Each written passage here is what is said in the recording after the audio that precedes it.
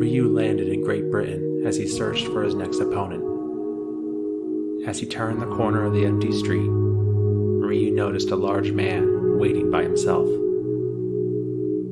Ryu knew who he was, as he set his bag down and prepared himself. His opponent, standing before him, was known as Birdie. Birdie wore clothing similar to that of a biker. His black pants, black studded belt, and black leather vest were prominent.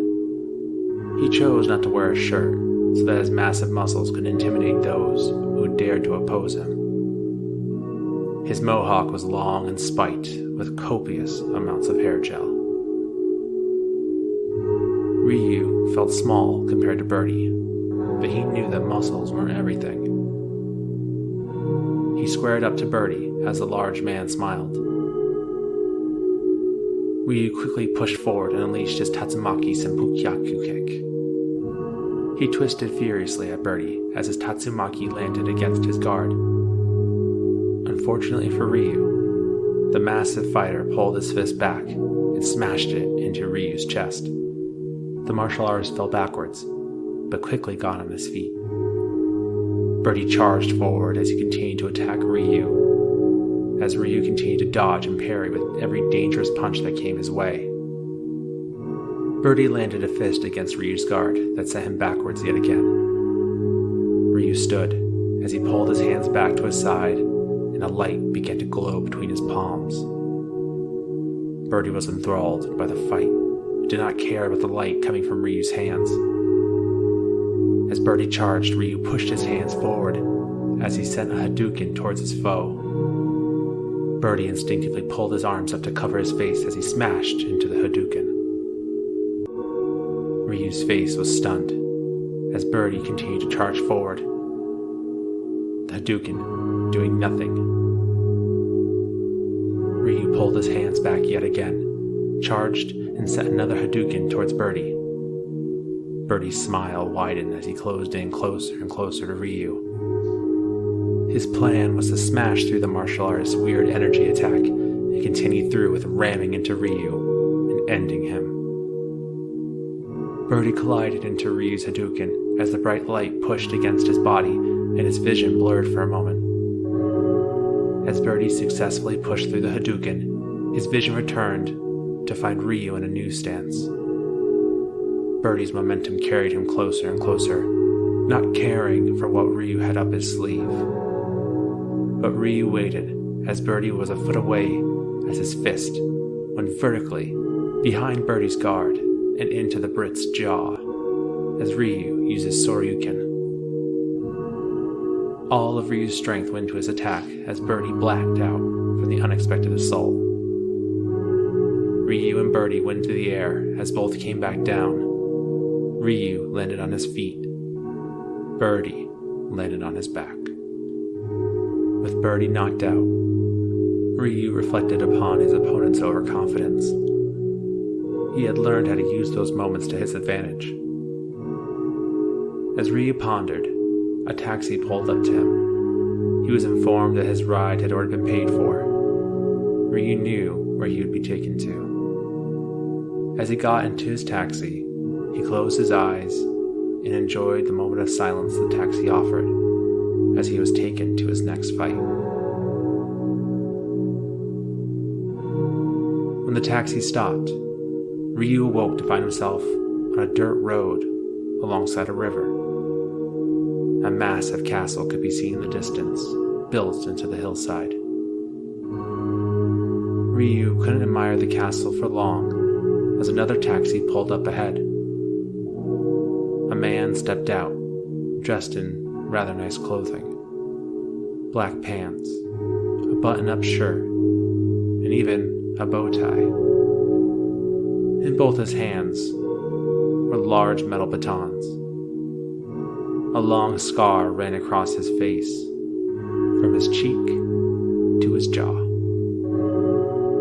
The taxis drove away as Ryu and his opponent, known as Eagle, prepared themselves. Ryu examined the batons in Eagle's hands. He could tell that they had been used regularly. Without prompt, Eagle charged in. Ryu knew he couldn't block against the batons, or else he would be severely hurt. Ryu dodged Eagle's attacks as the batons barely missed the martial artist. Ryu couldn't find an opening with Eagle. He guessed the man was self-taught in his fighting style, as it was rough but effective. Ryu had no time to prepare any special techniques. Eagle wasn't giving him a chance. As Ryu continued to dodge, he happened to notice that Eagle wasn't attacking with his feet. In fact, Eagle's legs were unguarded whenever he attacked high. Realizing this, Ryu quickly dropped low and swept his leg underneath Eagle's leg, knocking him off balance and onto the ground. With the Brit disoriented, he quickly realized Ryu stood over him, his fist clenched tight. As if divine judgment from the heavens themselves, Ryu's fist went down into Eagle's face, knocking him out cold. Ryu stepped back inside. This had been the shortest fight, to his surprise.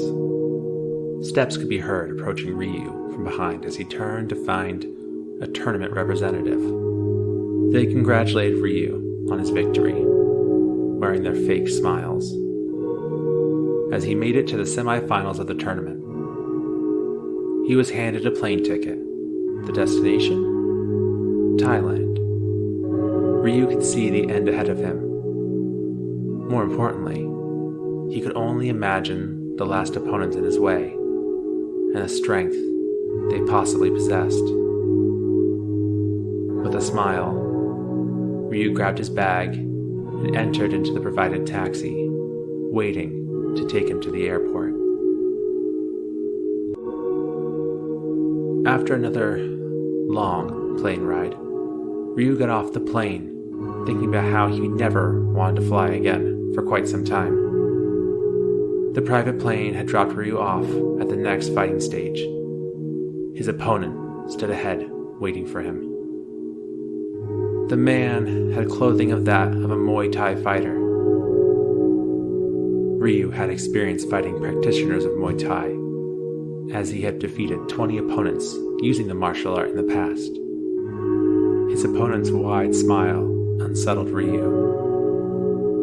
His name was Adon. Adon was the disciple of the warrior known as the God of Muay Thai, and his confidence was extreme. Ryu mentally prepared himself as he took his stance in front of the giant Buddha statue in the distance. Adon snickered as he pumped himself up, jumping on either foot back and forth and punching his fists together. His cockiness was obvious as he wore it proudly like a badge of honor. Before Ryu had time to settle into his stance, Adon leapt forward, arms flexed to the side, with a flying knee attack. Moments before Adon's quick attack, Ryu knew he had to be prepared for anything.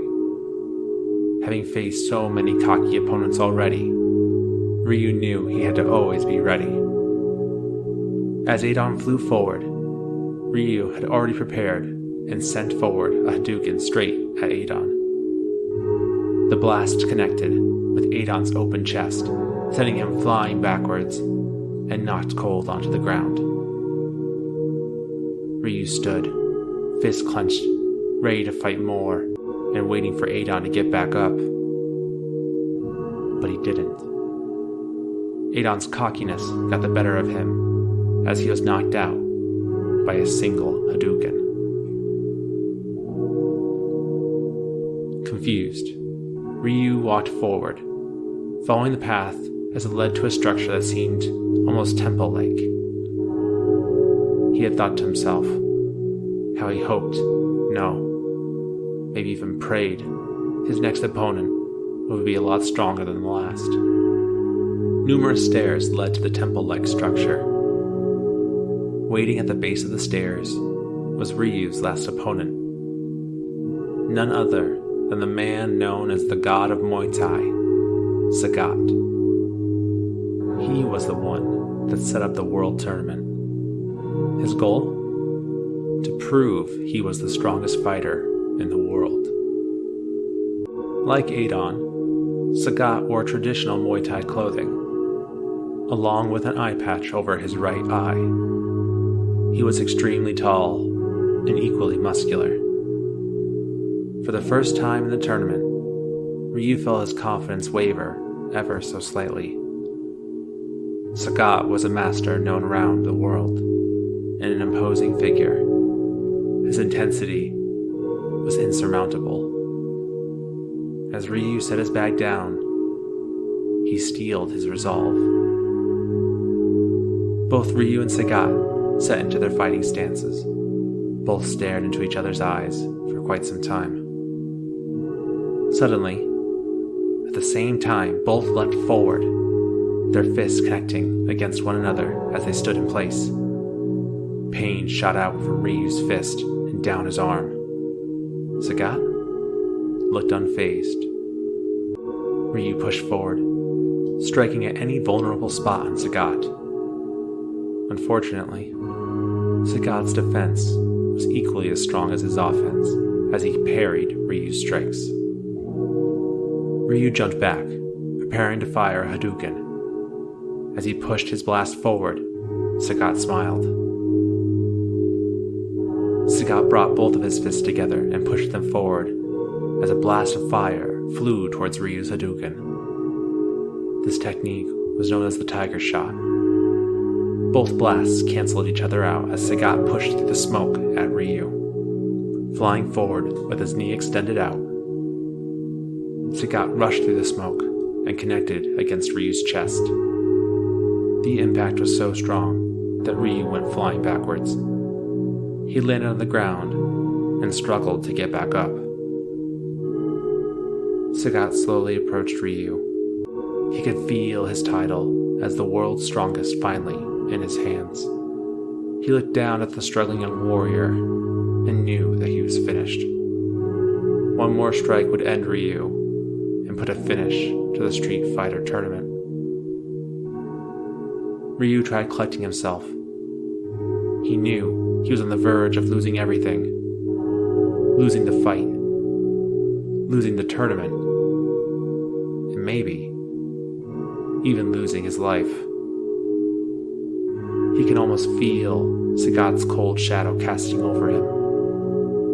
Sagat prepared for one last strike to finish off the young martial artist, as Ryu clenched his fist, putting all of his strength into this last attack.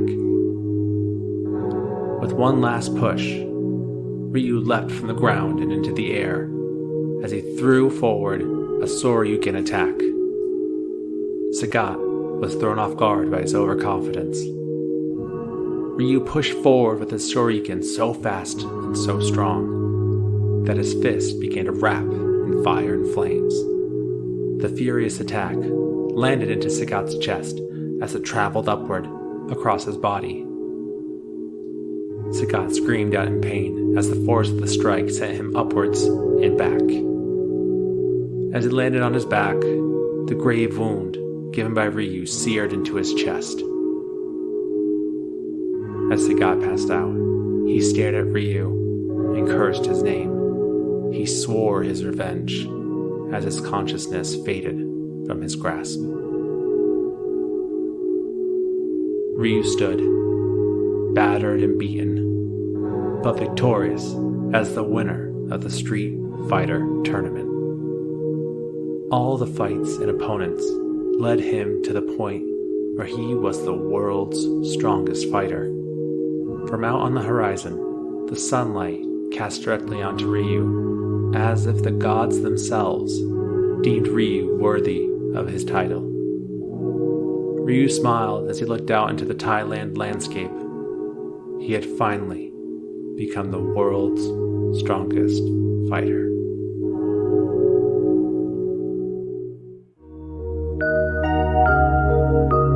Thank you for joining us for another episode of Bedtime Stories. We'll have another episode of a bedtime story out next month. Please let us know what you think of our bedtime